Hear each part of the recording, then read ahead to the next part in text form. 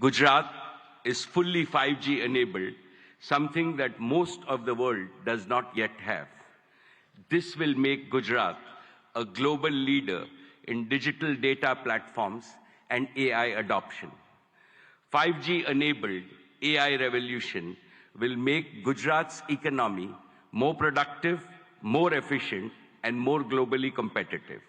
Besides generating millions of new employment opportunities, it will produce AI-enabled doctors, AI-enabled teachers, and AI-enabled farming, which will revolutionize healthcare, education, and agricultural productivity in the state of Gujarat. This will benefit every Gujarati in urban as well as rural areas, since to my mind, AI also means an all-inclusive growth. Third, Reliance Retail will further accelerate its mission to bring quality products to consumers and simultaneously empower lakhs of kisans and small merchants. Our retail business improves the quality of life of all households of Gujarat with better products and services. Fourth, Reliance will make Gujarat a pioneer in new materials and the circular economy.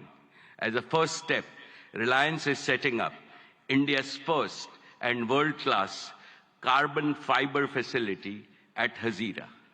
And finally, fifth, Prime Minister Modi ji has announced that India will bid for 2036 Olympics. In preparation for that, Reliance and Reliance Foundation will join forces with several other partners in Gujarat to improve education, sports, and skills infrastructure that will nurture the champions of tomorrow in various Olympic sports. Most respected Prime Minister Narendra Bhai Modi ji, before I conclude, permit me to articulate a conviction that resides in the heart of everyone in this hall and most Indians.